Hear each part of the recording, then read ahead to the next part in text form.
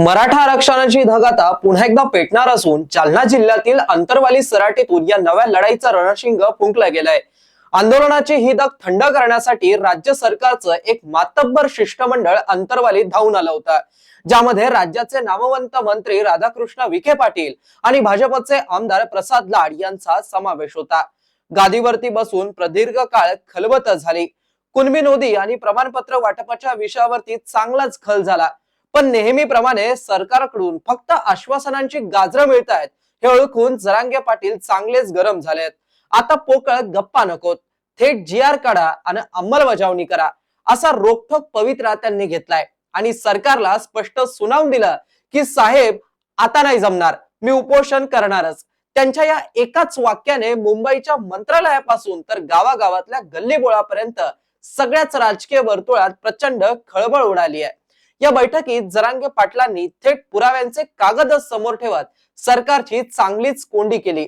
संपूर्ण महाराष्ट्रात तब्बल 58 लाख कुणबी नोंदी सापडल्याचा मोठा दावा त्यांनी केला असून जर एवढ्या नोंदी असतील तर सरकार या 58 लाख लोकांची यादी जाहीर करायला का कचरतंय असा थेट सवाल त्यांनी डागलाय।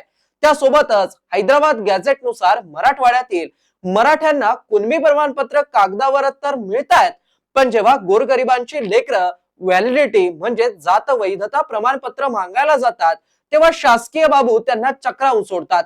विद्यार्थ्यांचं भविष्य अंधारात टाकू नका, मुख्यमंत्र्यांनी एकदाचा हा विषय कायमचा मिटवावा अशी आग्रही मागणी देखील त्यांनी केली आहे।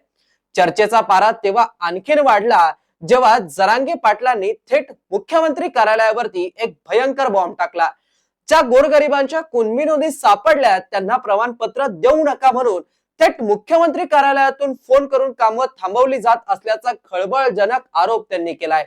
यामागे त्यांनी थेट उपमुख्यमंत्री आणि गृहमंत्री देवेंद्र फडणवीस यांचंच नाव घेतलं। फडणवीसांना विचारल्याशिवाय राज्यात पानही हलत नाही, मग हे फोन कुणाच्या सांगण्यावरून जात आहेत असा थेट बाण त्यांनी चालवला। त्यावर विखे पाटलांनी सर्वासरव करत यात फडणवीसांचा काहीही संबंध नाही असं सांगून आरोप फेटाळण्याचा प्रयत्न केला, पण या उत्तराने पाटलांचं समाधान झालं नाही। आता सरकारच्या कोणत्या शब्दावरती आणि आश्वासनावरती मराठा समाजाचा विश्वास उरलेला नाहीये। त्यामुळे उद्यापासून म्हणजे शनिवार दिनांक 30 मे 2026 पासून मनोज जरांगे पाटील पुन्हा एकदा अंतरवाली सराटीच्या पवित्र भूमीत आपलं अन्न पाणी त्यागून आमरण उपोषणाला बसणार आहेत। कुणबी नोंदी आढळलेल्या सर्व मराठ्यांना तातडीने प्रमाणपत्र मिळावीत आणि सगळे स्वैरे अध्यादेशाची कायद्यात रूपांतर करून अंमलबजावणी व्हावी या मागण्यांवरती ते अगदी शेवटपर्यंत ठाम आहेत। जरांगेंच्या या आरपारच्या भूमिकेमुळे संपूर्ण राज्यात आणि राज्याच्या प्रशासनात प्रचंड धावपळ उडाली असून मराठा आरक्षणाचे हे वादळ आता सरकारला कसं झुकवतंय याकडे अवघ्या महाराष्ट्राचं लक्ष आता लागलं आहे।